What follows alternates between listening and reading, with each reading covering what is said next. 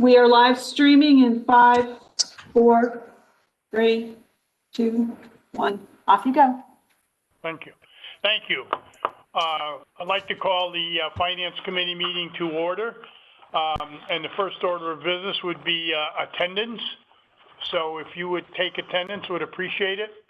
Pam? Okay, sure. Good morning. Roll call, Richard Balducci, Here. David Blitz, Here. Elise Graycamp, Here. David Jimenez. David Jimenez. Joanne Ryan. Here. And Ari Santiago will not be in attendance. Thank you. Thank you. The first order of business we have is approval of the previous meeting minutes from October 7th. Is there a motion to approve those minutes? Somebody? So moved. Motion's made. Is there a second? Second. Second. Motion made and seconded. Thank you. Any additions or deletions? No? Then I would move that for a vote. All those in favor signify by saying aye. Opposed? Aye. Okay, the minutes are accepted. We have a major discussion item here dealing with the fiscal 21 budget update. And with that, I'd like to turn it over to Ben. Thank you, Rich. So I'm going to be speaking from the staff report, which is on page 463 in the packet. I may call your attention to a couple of the tables that are there. There are a couple of, first of all, I'll start with good news. It seems like a good way to start any staff report. Last November 17th, we were notified by OPM that they were going to provide an additional $20 million in coronavirus relief funds. This is one of the subsets of the Federal CARES Act that went to provide fiscal relief and coronavirus response relief to states. So they will be awarding us an additional $20 million. That brings our total amount of state-controlled coronavirus relief funds up to about $36 million, counting funding that was provided for last fiscal year and some from earlier this fiscal year. There's a chart there that sort of walks through what this does to our underlying deficit. I'm going to call attention. I realize after the Chairman Balducci pointed out to me this morning that the total column at the very bottom, the projected reserves as of 6/30/21, the $128 million number, I made an error in my formula in the spreadsheet. I apologize. I neglected to add in the $11 million of fiscal 20 funding. So that final number of projected reserves on 6/30/21 is $140 million, $140.33 million, not the 128.57. I apologize for that arithmetic error. But what you'll see on this chart is that we started with the top row shows what our deficit was when we enacted the budget in June for the current fiscal year. We saw that deteriorate by about $21 million when we did the October budget revisions. That was significantly larger than $20 million decline in revenue, offset by spending reductions that were included in the budget revisions. There was an additional budget amendment passed at that meeting for $8 million of improvement. Then there are a couple of lines that reflect the original coronavirus relief fund allocations, savings from the $20 million that was just awarded to us last month, and then a line to reflect the use of recommended elsewhere in this agenda use of additional $3 million in reserves for the PAC program. And the net effect of all those items is to have a cumulative deficit, a system-wide deficit on June 30th of 2021 of $42 million. And that in addition to that, we will have an improvement of last year's results, replenishment of our reserves of 11.76 million because we are allowed to use some of the $20 million in coronavirus relief funds to reimburse us for the unreimbursed portion of room and board refunds that were made in the spring of 2020. So this is all positive news. However, not positive enough. It still leaves us with a significant operating deficit of $42 million and reserves that continue to be lower than we would like and lower than I think it would be appropriate given the uncertainty that we face in the coming years. In particular, I put the bullets here just to remind the board about the value of reserves. The reserves provide budget support when enrollment or state support goes down. This year, for instance, we are, as I showed, using over $40 million in reserves in order to balance our budget. They ensure adequate cash in the operating fund. When you have fewer, the reserves ultimately provide a cushion for us and allow us to ensure that we have funds in the operating fund to support our operations, even during periods of low cash when, right before tuition is due, for instance. They also provide a source of funds for board-approved one-time activities. That is, an example of that is the funding that we've already put in place to start up the PACT program, and we're proposing that be expanded elsewhere in this agenda. There are significant continuing risks that we face around COVID for the spring. Even though we're all appreciative that there appears to be a light at the end of the tunnel with the development of several extremely promising vaccines, we all know that those vaccines and those changes will not come in time to eliminate the impacts of COVID on our operations in the spring. And frankly, the changes in COVID transmission in Connecticut that have happened recently and with the holidays only add to that uncertainty. So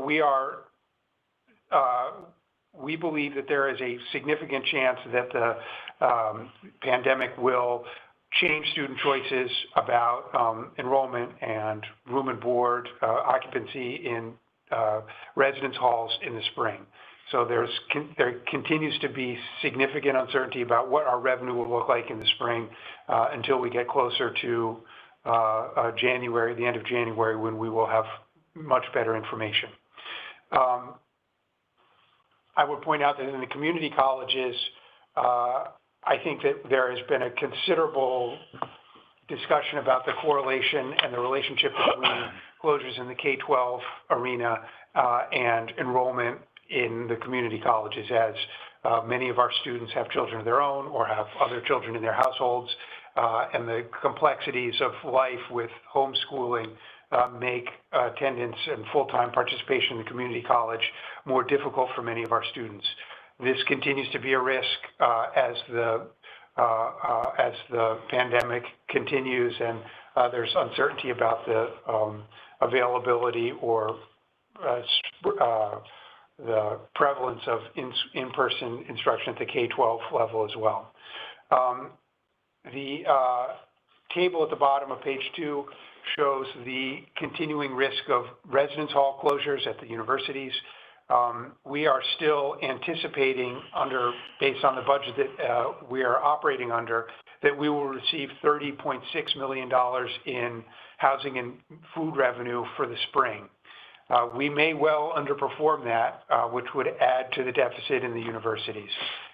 Furthermore, if we end up having to close the residence halls unexpectedly, the cost of that across all 4 institutions is just under $2 million per week. So we continue to face uncertainty around the number of students who will elect to live in residence halls and whether or not we're able to offer a full calendar of occupancy in those residence halls.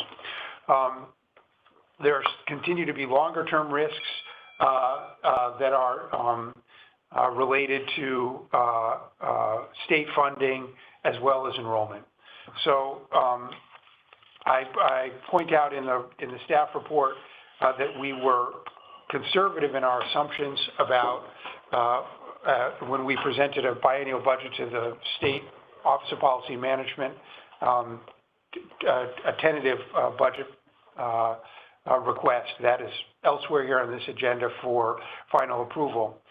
However, I think it's worth pointing out that the baseline current services projection that we've calculated for OPM shows deficits of $74 and $87 million in the two upcoming years of the biennium. Those assume that we will have, over those 2 years, that enrollment and housing occupancy will return or approach pre-pandemic levels by the second year. That is conservative because we hope it will rebound more quickly than that. But it also does entail growth in enrollment and occupancy in dormitories over the biennium, which is an area of uncertainty and concern for us. So we continue to face the long-term fiscal challenges that we saw prior to the pandemic. They didn't go away by the pandemic. They were hidden by the significant amounts of red ink we saw resulting from the pandemic. But they, as the pandemic becomes less important over the next couple of years, we continue to have our underlying problems to contend with. We did include what we call a current services increase in state assistance through the block grants in our 2-year budget projection to OPM. However, those still left large deficits. We have asked for the state to cover those deficits with additional support, but that is highly uncertain given the state's own budget deficits.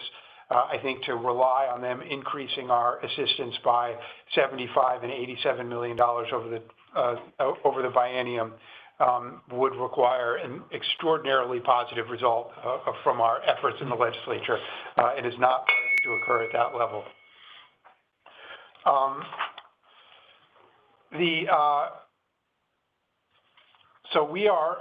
There are also some issues that I think are worth pointing out around the implementation of our revised budget this year.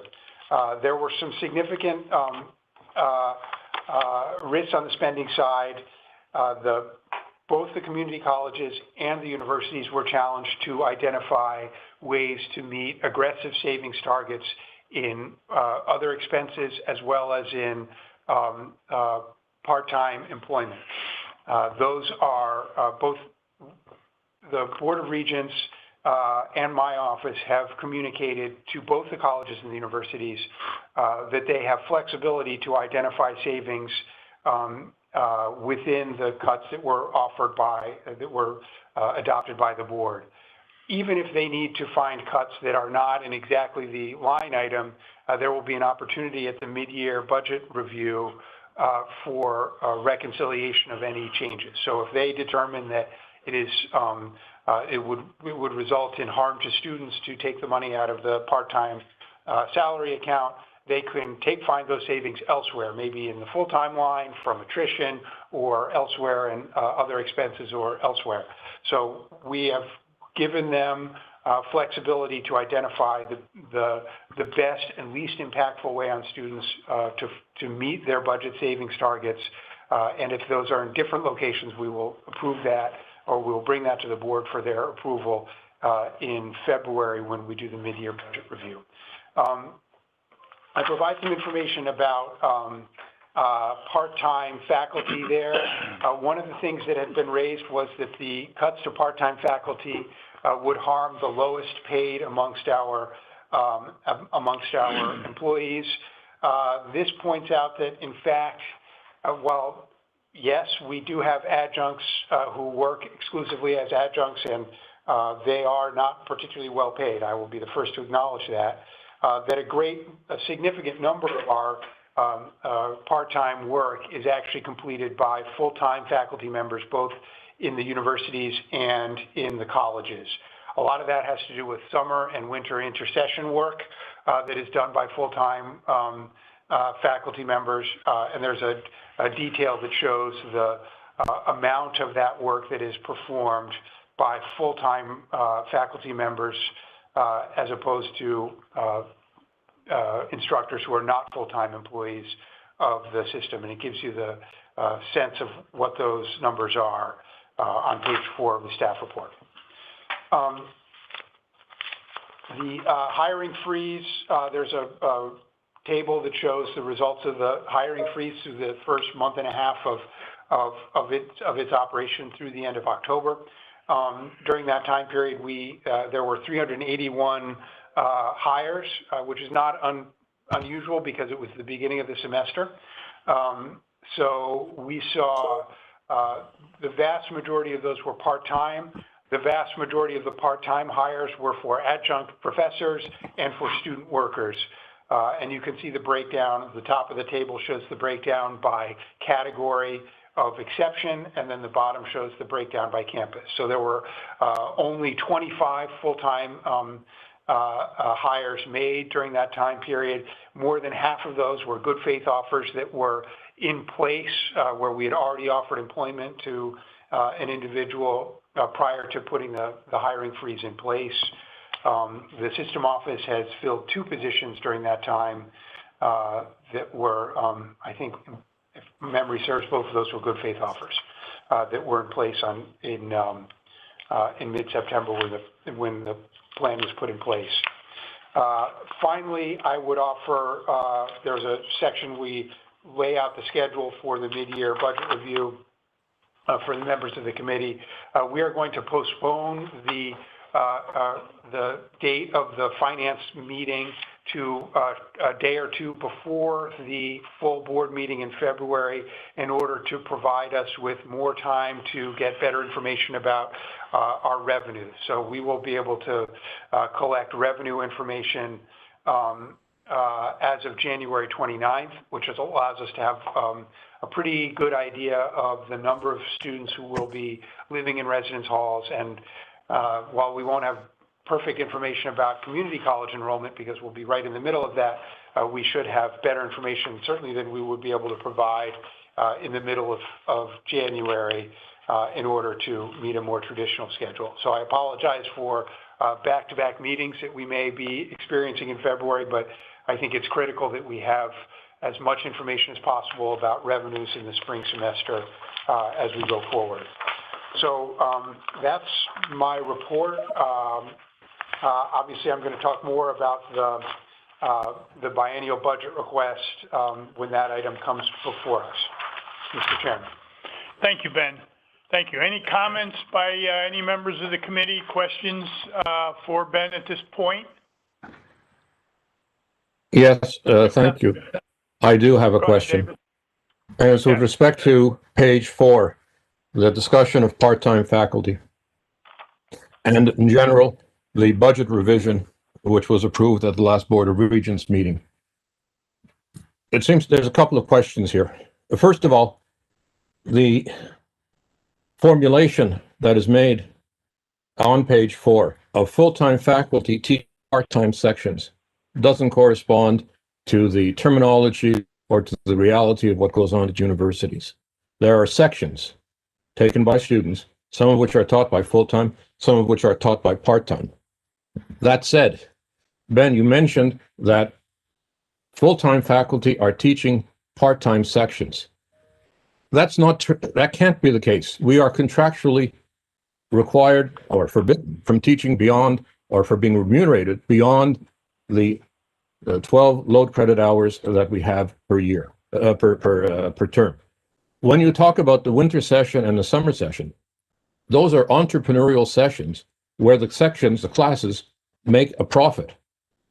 We don't run those classes unless they are making a profit. That is to say that the students who take the class in the winter session or in the summer session is paying more than the cost of the stipend to the faculty member, whether full-time or part-time, and mainly they are, in fact, full-time. If you then cancel those sections in order to meet the requirements of the budget amendment, what you will do is deprive the university of several $1 million of profit that it makes, in particular, from the summer sessions. That's the first point. The second point is how that has been applied. I'm not familiar with all the details, but there certainly are sections which were to be made available to students for the spring session, which had to be canceled or reassigned as a result of this amendment, which came at the last minute. And I can give you examples of that, where the effect is negative towards other academic goals that we have. One of the reasons that we have part-time faculty in such numbers is that we don't have a sufficient number of full-time faculty. Many of those part-time faculty are assuming general education courses, which by state law has to be 1/3 of total credits for graduation. And those sections are essential. If you take a full-time faculty member and replace that part-time faculty member with the full-time faculty member, then the classes that the full-time faculty member was previously teaching, which may well have been an upper division class required for graduation in the major, is not going to be offered. So in that case, we're robbing Peter to pay Paul. I was very unhappy with the fact that there was no consultation of the university presidents, the CFOs, the provosts, and even the deans, but let us say just the university presidents, when this amendment was made. I appreciate the fact that there is some greater flexibility. And as you know, I sent an email to all the members of the committee on October the 20th to the effect that something had to be done. But if we look at just the effects of those cuts, and I'm just going to talk now about the graduate assistants. And I'll speak just for the case of CCSU. And I'm sorry if I take a bit more of your time, but I think it's important that the details be made available. There are 32 graduate assistants. They earn $22.73 on average per hour. And they are limited to 19 hours of work a week. So that they make a grand total of a little bit over $430 a week.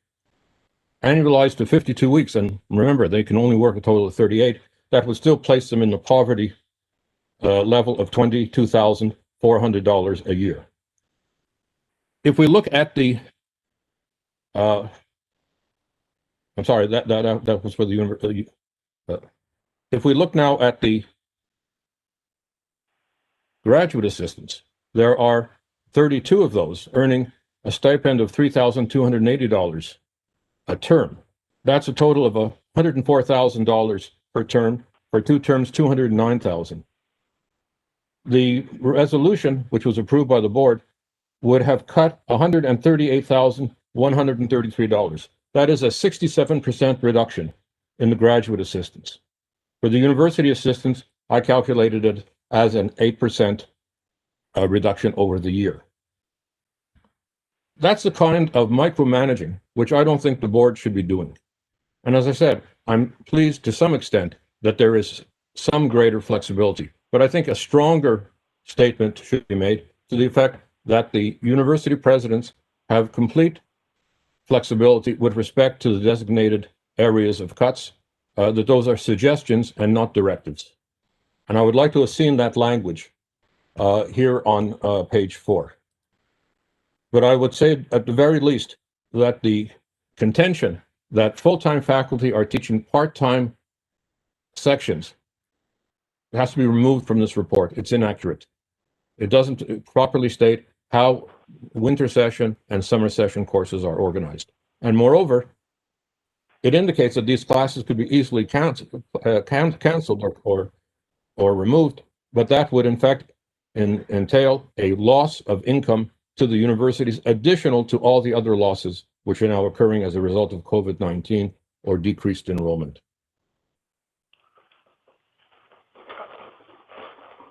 David, we'll take a look at that and check it out, I'm sure. But thank you for those comments as we move along. But yeah, we will take a look and see where that is. And you know, as we cut and we made that additional $8 million, the $74 million and the $87 million deficit projected potentially for the next 2 years would be $82 million and $95 million. Have we not made those adjustments at this point? And I'm sure, David, and you know what, out of due respect to everybody, I'll try and make sure when we, meaning Ben and myself and the other members of this, of his team, get together to come up with thoughts about where we have to make adjustments, we'll try and do that and let the presidents know prior to. But all I can say right at the moment is, I don't think we're done the way things are looking. Hopefully we are. Hopefully things don't get worse as we move forward into the next semester and the semester after that. But we still have to look at controlling dollars to make this university and college campuses successful. And what has to be done will have to be done. But I appreciate that, and giving a heads up will be at the top of my list, David. If I could, I'd just like to respond a little bit. The word section, I may have used it inappropriately in my oral remarks. It does not appear in the report. The report is based on core payroll records, and I stand by its accuracy. It reflects the pay that full-time faculty members and part-time faculty members received during fiscal 20 in their paychecks. So we know how much faculty members were paid. I concur that the contract does not allow you to work in the AUP contract does not allow faculty members to work part-time when they are engaged as full-time faculty members. I don't have any information about those contractual provisions in the other faculty contracts that we have. I don't think that 4C's contract is the same. But we, nevertheless, the question had been raised that we were simply harming the folks who are least able to be harmed. And I wanted to point out that the budget for part-time work, a considerable amount of it actually is paid to folks who are full-time employees. And I stand by that because the data show that that is true. The details of it are, your elaboration of the details I think is helpful in understanding it, but I will stand by it. In terms of the assertion that we should be providing unlimited budget flexibility to the presidents, I believe that state statutes are quite clear that the budget responsibility lies with the Board of Regents, and that is their prerogative to establish budgets. And so I, in my role, will continue to protect that prerogative of the board. Thank you, Mr. Chairman. Thank you. Any other comments by members? Then we'll move on to the action items, of which there are 7 or 8 of them. The first one deals with the biennium operating fund baseline and capital requests. Ben? Yes, thank you. Every year we submit, every 2 years we submit a series of budget submissions to the state, requesting, identifying a current services budget for the upcoming biennium, identifying any additional items that we would like them to fund, and providing them with a capital budget request. The timeline is never convenient for us. They require submissions much earlier in the fall than we are able to normally meet while still going through the Board of Regents process. So in recent years, we have developed a practice of providing submissions to OPM with caveat that they are tentative and will be brought to the board, and the board may change those, in which case we will communicate those changes as well to OPM. This year, because of the need to make budget revisions in October, this process has been pushed back a month later, or a month and a half later than it normally would occur. The submissions that we've made to OPM tentatively, and that we're asking for this committee to ratify,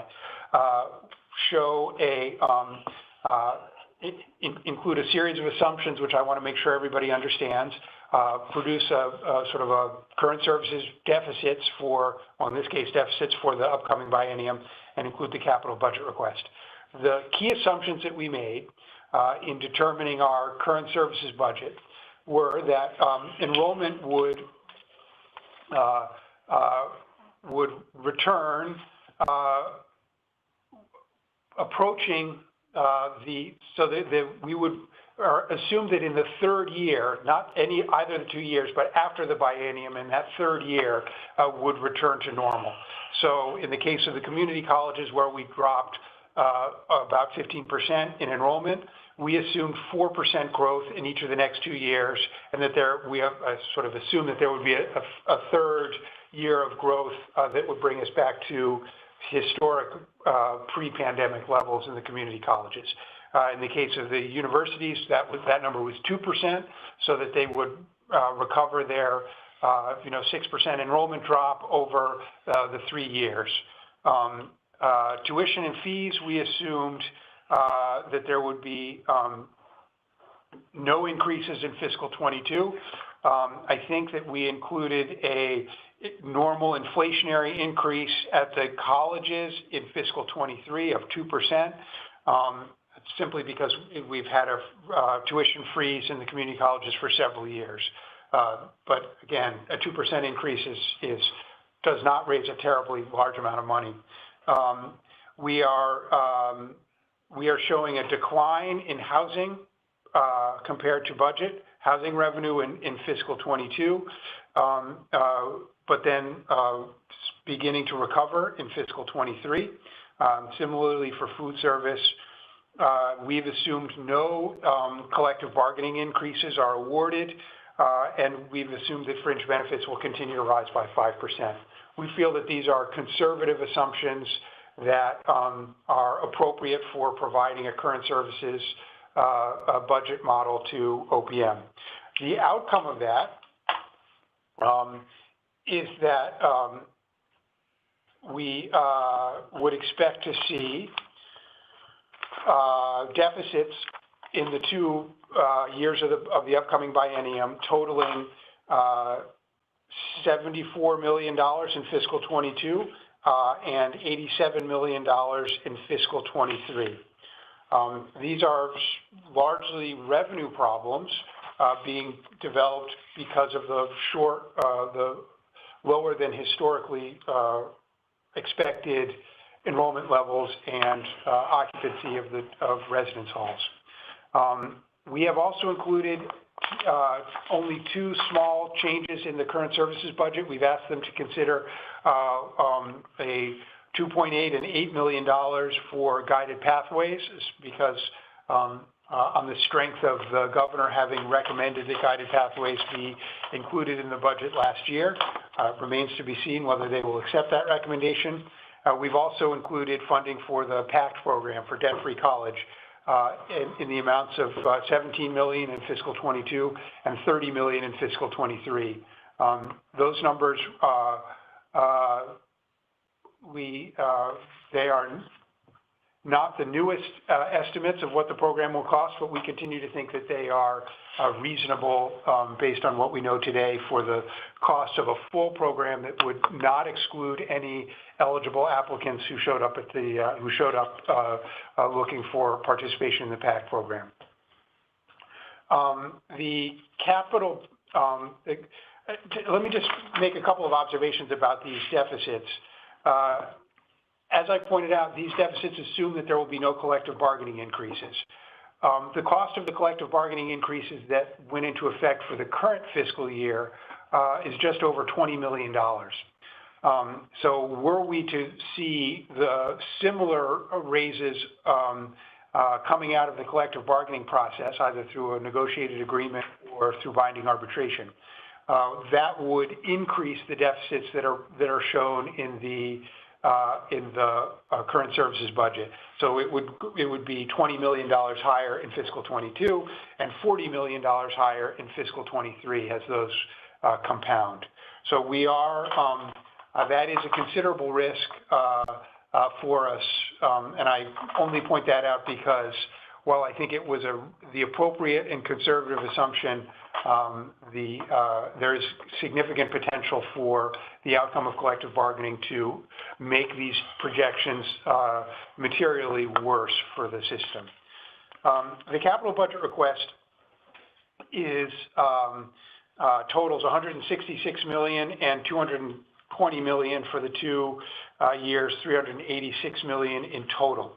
This request is very similar to the request that this board approved and we submitted to the state of Connecticut last year. We provided them with an update, which we do in the odd numbered years, last year, and we have essentially advanced that by 1 year, made a couple of technical corrections to that, and are providing the same item. As you recall, because of the pandemic, the legislature did not enact a capital budget and did not authorize additional bonds for capital purposes in 2020. So all of these requests have gone unanswered, as have all the requests of all the state agencies.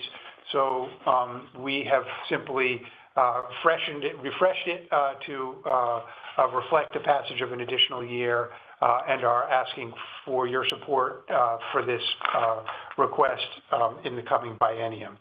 The staff report includes details, including details breaking it out by colleges versus universities. The deficits that were the baseline current services deficits that we're showing, just to give you a sense of the breakdown, would be in the first year, the total was the $74 million would consist of 47 million at the universities and 27 million at the colleges. That deficit would grow to 62 million at the universities and stay stable at 24 million at the colleges. So the universities, in particular, we see their financial troubles continuing to grow in the biennium.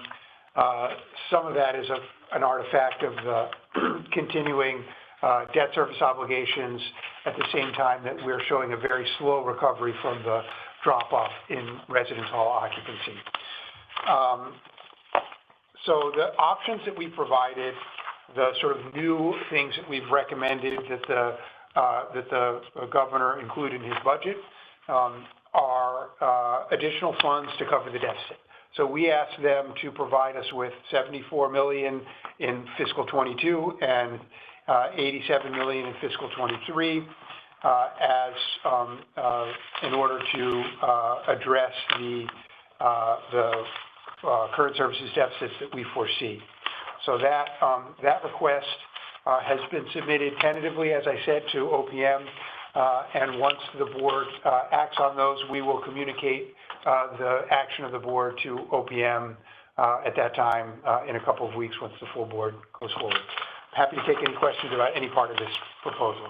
Or, in fact, if it's about the capital proposal, we have Keith available to answer any questions. Yeah, I would just make one clarification that Ben indicated earlier and didn't mention, but on page 10, where it talks about net changes, the $60 million in this fiscal year is actually 40.8 million because of the $20 million we received from the Fed. So that number would be adjusted there. Am I correct, Ben? Yes. So there. You have a host of items for capital on the capital budget. And Keith, of course, is always there, and I assume you're there now. Keith, am I correct? Oh. Morning. Great. Hey, thank you.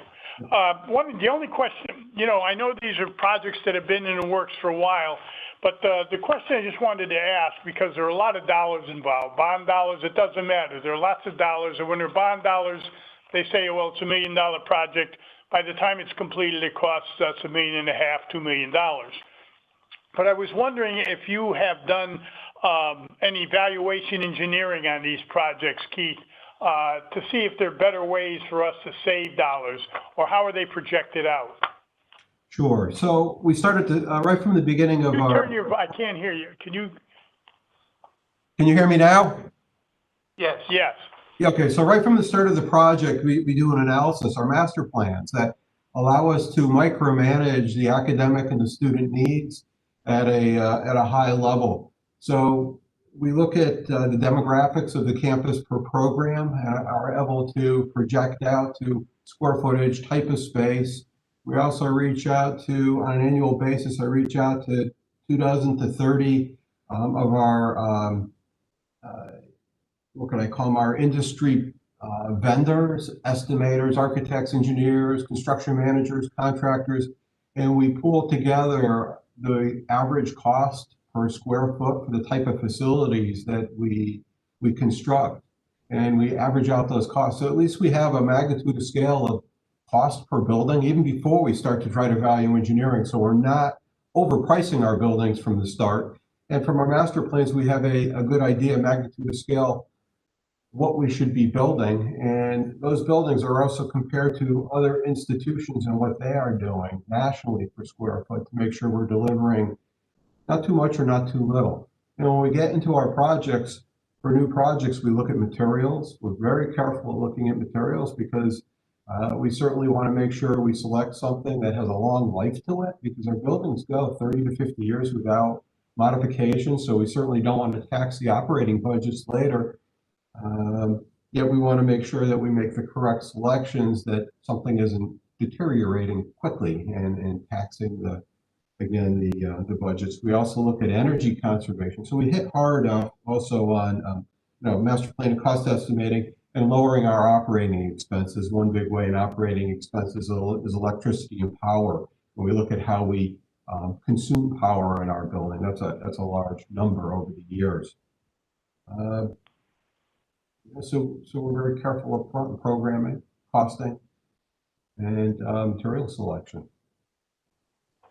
Okay, but this is an ongoing process, I assume, too. As your project begins and you look at it, if you see other ways to save dollars as we move along that you might not have thought of previously, you go ahead and make those adjustments and savings, I would assume. I think we've talked about that in the past, but I just was trying to clarify that. We do that on every project. Every project has a level of scrutiny to it. Every project, what we don't spend on one project, we get to spend on another project or create new projects. So saving money on a project is important. So certainly making sure we deliver the program being primary, but spending money to spend doesn't happen. We are value engineering every project. One good project to note where we talk about value engineering, it's actually spending a little more to save money. At Southern, their new business school, a $60 million project, it's going to be a net zero building. So we're going to consume on an annual basis. Actually, we're going to produce on an annual basis as much energy on campus as the building consumes. So there's a considerable savings. The building will cost about 3% more to construct, but we'll save those dollars within 5 years on the energy itself. So that savings on an operating budget continues for the life of the building. So it's a huge saving. So that's just an example of spending a little more to save more, but we are scrutinizing every single project to see what the best buy is for our dollar, how to spend as little as possible, and how to use those valuable resources, dollars, for other projects in the future that are in need. Thank you, Keith. Thank you. Any other comments about the fiscal year 22-23 biennial operating budget?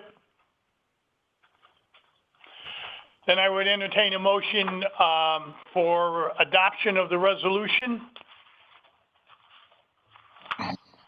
So moved. It's David Jimenez. Thank you, David. Motion made. Is there a second? Joanne, did I hear you say you seconded the motion? Yep, second. Thank you. All those in favor signify by saying aye. Aye. Aye. Opposed? The resolution's adopted. Thank you very much. The next item we have before us is the increased authority to use community college system reserves for PACT through the spring of 2021. This should not be too difficult. Ben? Yes, thank you, Mr. Chairman. This is an item that, as you recall, in the budget that was adopted in June, the board approved using $3 million of community college system office reserves to offer scholarships under the PACT program, which the legislature had been unable to fund because of the pandemic. in the spring of 2000, although they enacted the program the prior year. We have made those awards for this fall, and I've provided you with a summary of those awards. In fact, we tried to land on $3 million. We ended up awarding $3.1 million, $3.15 million in awards. You can see that included about 1,700 minimum awards, which is the $250. And we also awarded 1,300 balance awards, which is whatever amount was necessary after other scholarship aid had been applied to fully cover their tuition and fees for those students. A total of just over 3,000 students were awarded. We don't have funds to continue this program, and we certainly communicated that to the legislative sponsors and supporters of the PAC program, and indicated that we would, we were trying to evaluating our options. They, in response, sent us a letter, which is included in your packet, on October 23rd, which indicated that they, while we have not, and I'm going to quote here, while we have not been able to amend the biennial budget this year because of COVID, we remain committed to identifying and appropriating funds for the PAC program for the current school year and beyond. This commitment includes $12 million, which would cover this current year, next year, and the next biennium. So while I don't actually think it would cover a full implementation of the program, for the cohort that is currently in place, $12 million would provide enough for us to continue scholarships for those students through to completion, and may in fact allow for some additional students to come in depending on what the melt in the cohort of PAC students is over the next 2 years. So the state has promised to give us this. As I indicated to someone, this is somewhere in between an offhand comment and an act of appropriation. It is, I hope, much closer to being an act of appropriation, but it is not one. So there remains risk that the legislature will not be able to pass such an item, or that the governor will not sign such an item, or that other events will get in the way and we won't see the $12 million. I fully acknowledge that that is a risk. However, the letter we have was signed by the Senate President, the House Majority, well, currently House Majority Leader, now Speaker, was Majority Leader at the time of writing, the chairs of Higher Education and Appropriations and the Appropriations Committee. So we, and the Vice Chair of Higher Education, who I think is likely to become the chair, or maybe has become. It is, I think he's become. So we have a group of heavy hitters who should hold the authority and the ability to deliver on the commitment that they've made in this letter. So what we're asking for the board to do is to allow us to use an additional $3 million of System Office Community College reserves to fund the spring scholarships.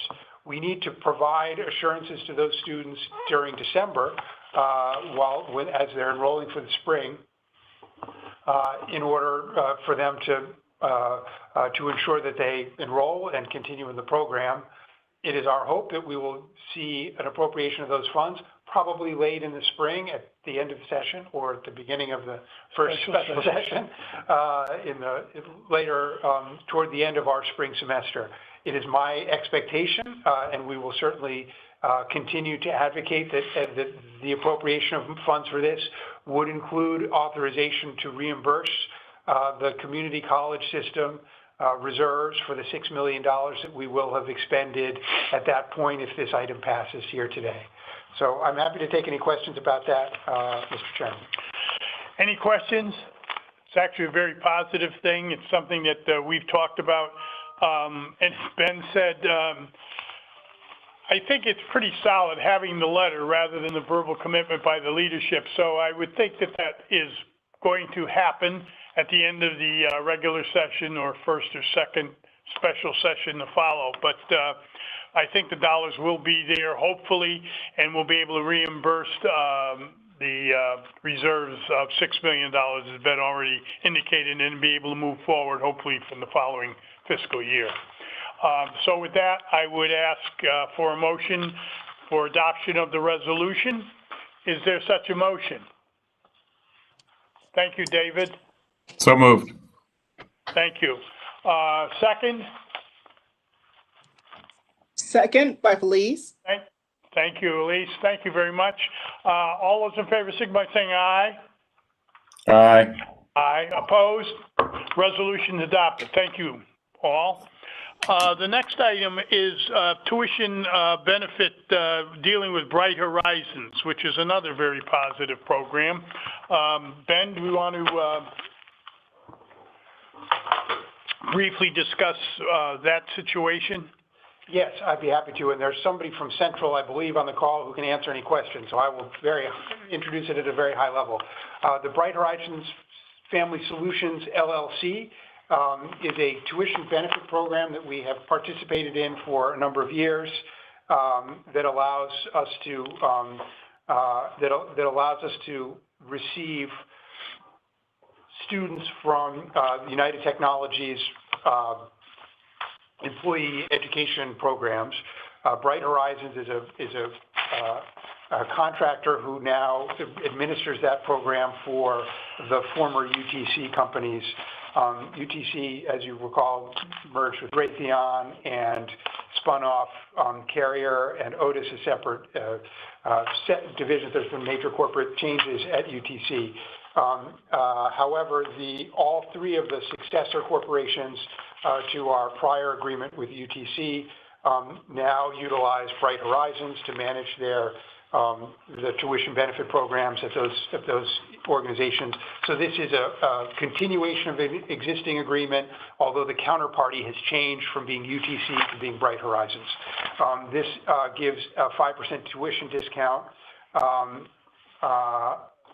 which equates to a total of 2 to 3 off tuition fees. The tuition, it's only tuition, not fees. And that Central believes that this program has had a positive impact on their enrollment and on their revenue and on their mission, and recommends that we continue to approve the 5% tuition reduction under this Bright Horizons agreement. So if there are any questions, I would direct them to, I believe Charlene is on the call. And I think you mentioned it extends it out to 2026, correct? Yes, that's correct. Okay. This has been a very positive program in the past. We've talked to folks who have been involved, students who are workers, employees who've been there and come back and gotten improved certificates, et cetera. And it's really a simple change, primarily just moving it, as Ben said, from UTC over to the new companies and extending it out another 5 years. So is there any comments by any members of the committee on this? If not, I'd entertain a motion for adoption of the resolution. So moved. Motion made, seconded. Second, Who's that? Joanne, this is Joanne. Joanne. Thank you, Joanne. Motion made, seconded. All those in favor, signify by saying aye. Aye. Aye. All those opposed? Resolution's adopted. Thank you. The next item deals with the NEVI rate expansion to New York and New Jersey. We got to do the. What did I do? I'm Easterns. I forgot it. What am I looking? Oh, correct. I'm sorry. Thanks for the heads up on that. I'd hate to miss one. Especially this one. I would not hear the end of it.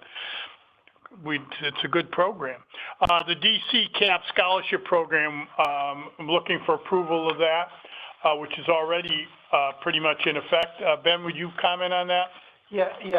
This is a sort of cohort tuition program. As you recall, there's a similar program in effect at Eastern having to do with Dreamers, through an organization that provides students, and there's a discounted tuition and fees to participants who come to Eastern through that program for a particular population. The population here is from the District of Columbia's College Access Program, which encourages high school students from the District of Columbia to go to college and raises funds for to assist them.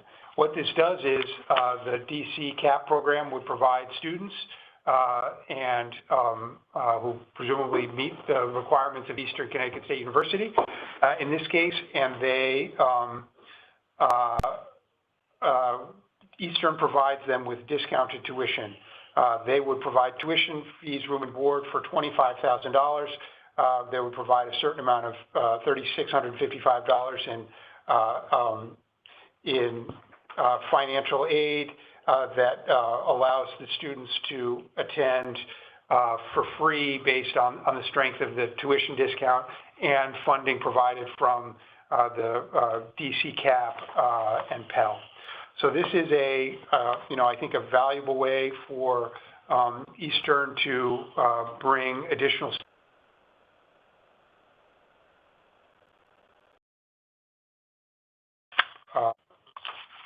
good students who will bring value to the college community and continue to fulfill our mission. So if there are any further questions about the program or exactly how it would operate, I believe there is a staff member from Eastern on the call who could answer those questions. And if you look at page 47 at the top, the requirements are pretty tough for these young men and women. So in order to receive this, they're going to have to be outstanding students, as Ben has already commented on. Any comments from members of the committee on this? Hearing none, I'm going to entertain a motion for adoption of the resolution. So moved. Thank you, David. Second? Is there a second? Second. Is that you Joanne. trying to second this, Joanne? Yes, I did. Yes, second by Joanne. All those in favor, signify by saying aye. Opposed? Aye. Resolution's adopted. Thank you. Now we'll move along to the rate expansion to New York and New Jersey, according to NEBI. Yes, thank you. This is an item that was originally introduced by Eastern Connecticut State University. However, the resolution that is included would provide all of the universities with the option to participate in this expansion of the NEBI rate to students in other states.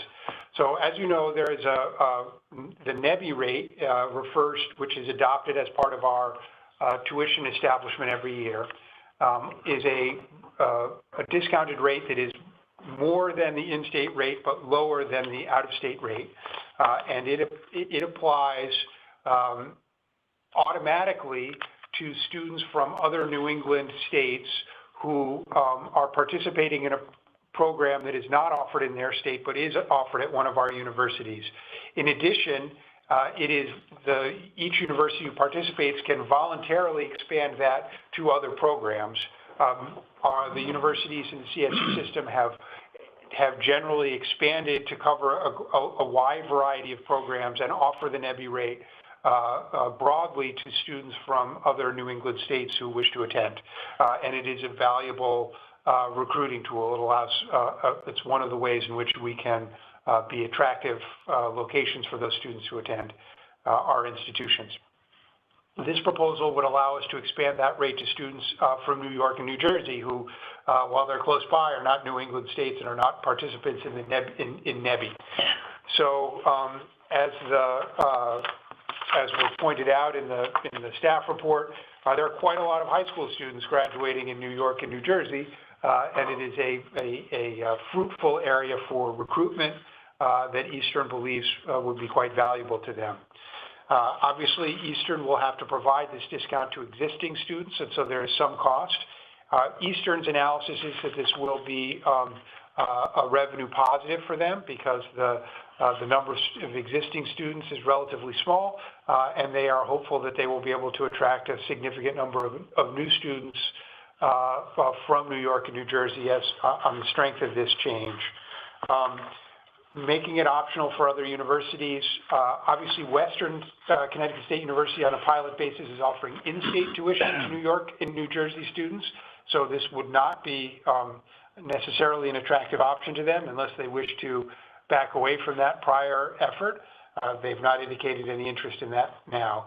However, Central and Southern, I think, are interested in evaluating whether this makes sense to them.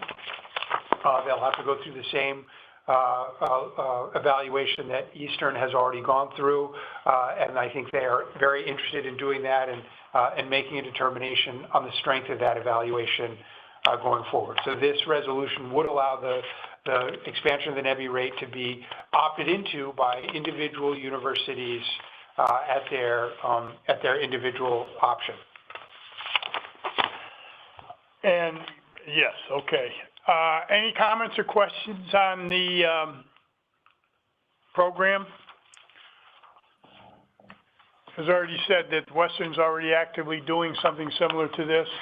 And as Ben has indicated, although it's Eastern's request, we open it up to Central and Southern if they so choose after they do their deliberations on this matter. So if there are any questions, I hear seeing nobody with a comment.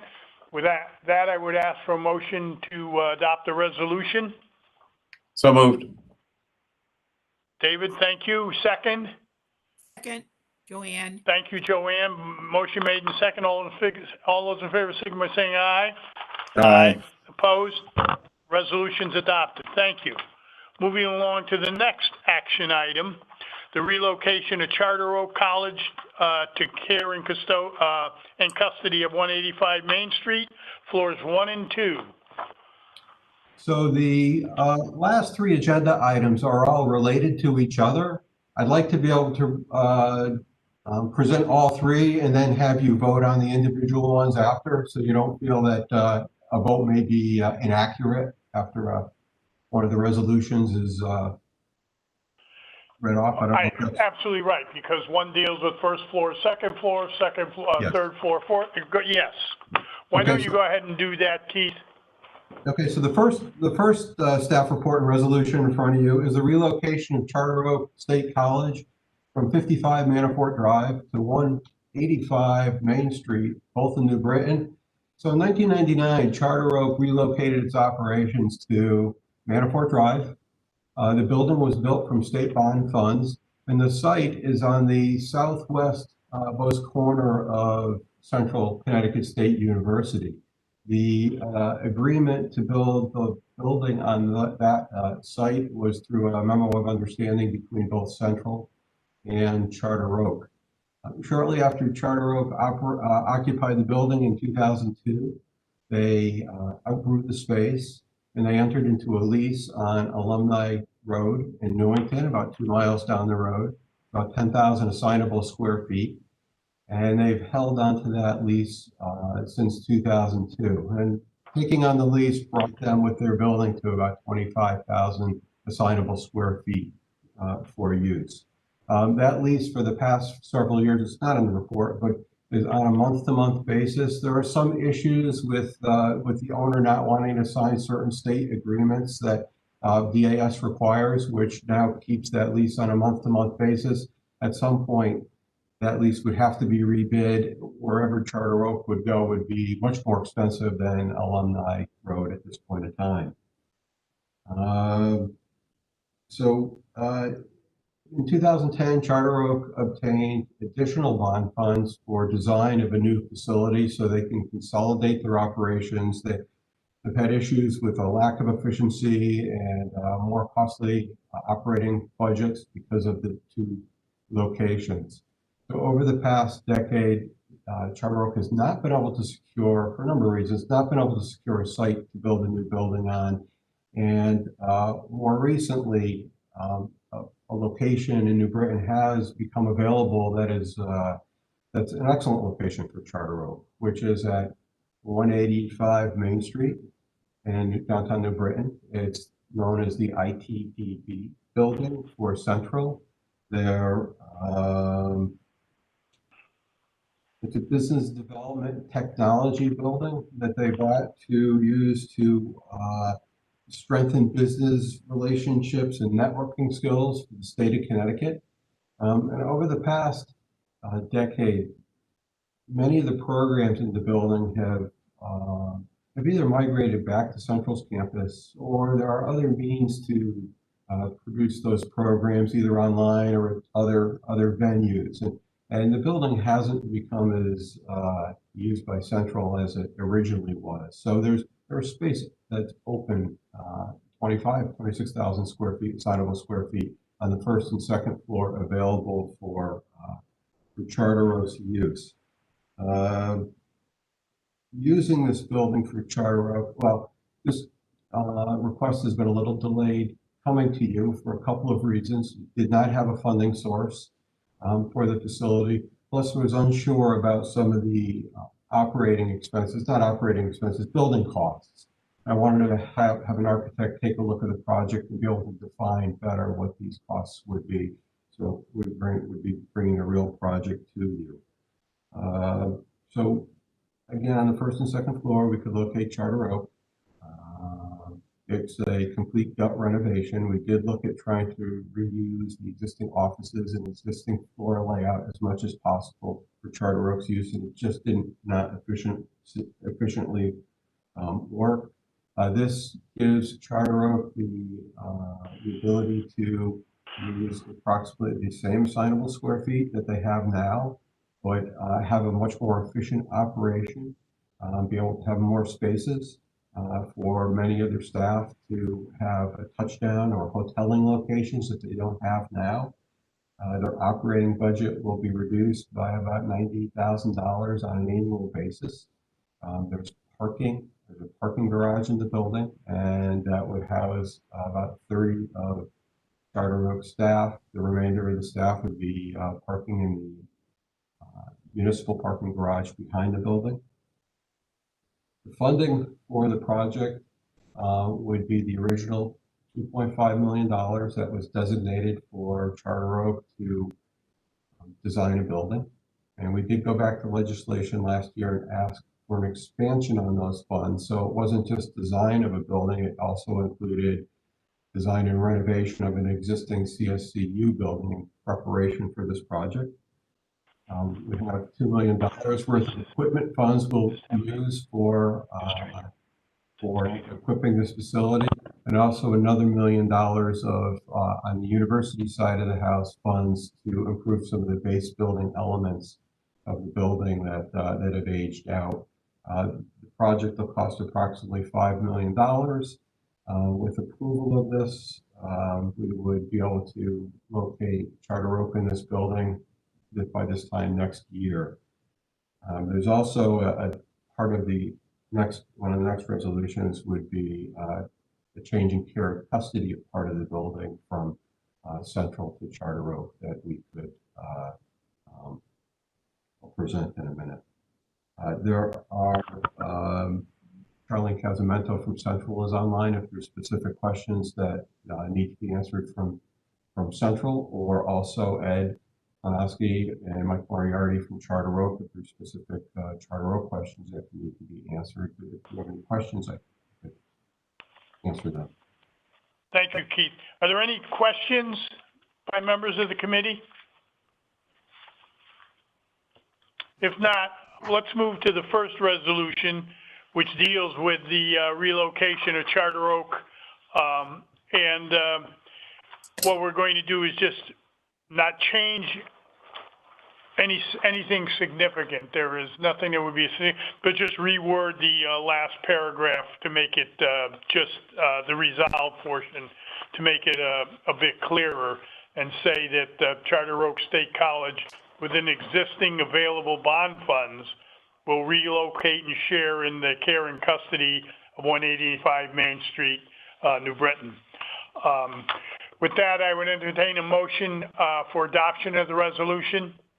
So moved. It's David Jimenez. Thank you, David. Second? Joanne, did I hear you say second?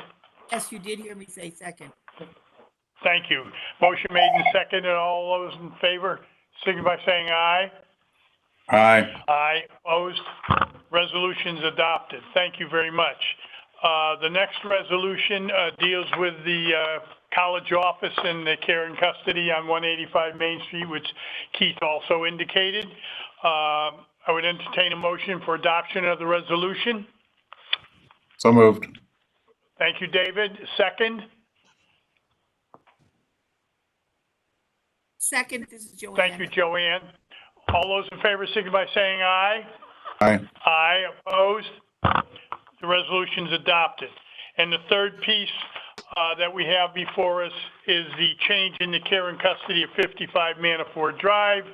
All those in favor, is there a motion to adopt the resolution? So moved. Or second, Thank you, David. Is there a second? Joanne, second. Thank you, Joanne. All those in favor signify by saying aye. Aye. Aye. Opposed? Resolution's adopted. That concludes our agenda. Are there any other comments by any members of the committee before we adjourn? Mr. Chairman, Mark? thank you, I'm Mr. sorry.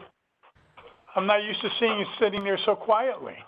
Well, I tried to be quiet so you could conduct your business. I will have a lot more to say on these items at the full board meeting.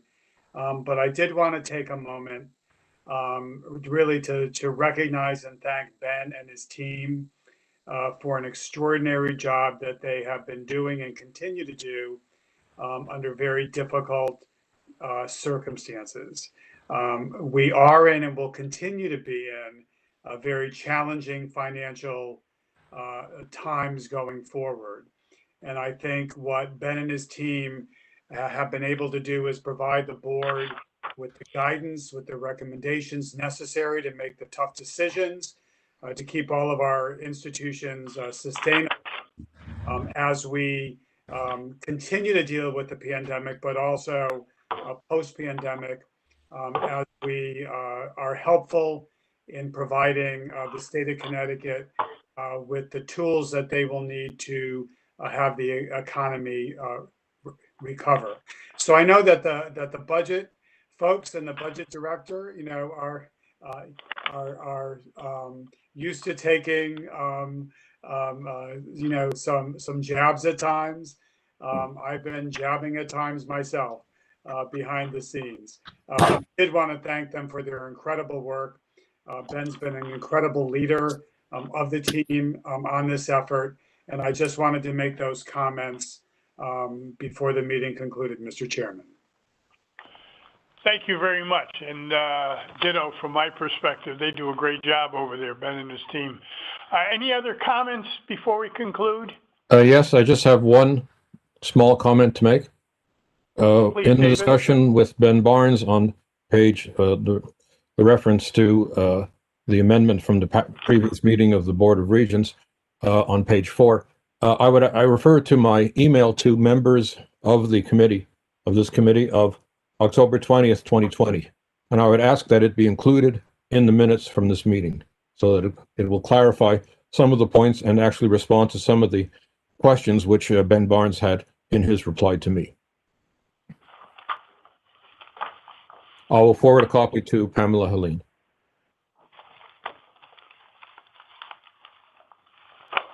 Thank you for that, David. Appreciate it. Any other comments by members of the committee?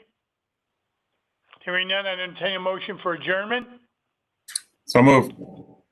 Thank you, David. Second. Thank you, Joanne. All those in favor, signify by saying aye. Aye. Opposed? Thank you all for your time.